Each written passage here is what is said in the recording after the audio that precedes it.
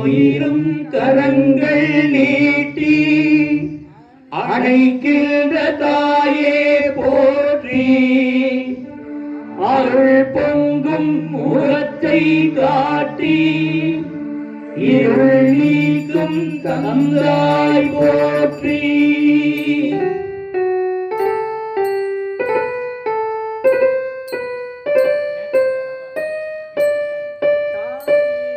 தாயினும் பரிந்து சார சகலரை அணைப்பாய் போற்றி, தலைக்கும் உயிர்கெல்லாம் துணைக்கரம் கொடுப்பாய் போற்றி, தூயவர் இதயம் போல சுழங்கிடும் ஒளியே போற்றி.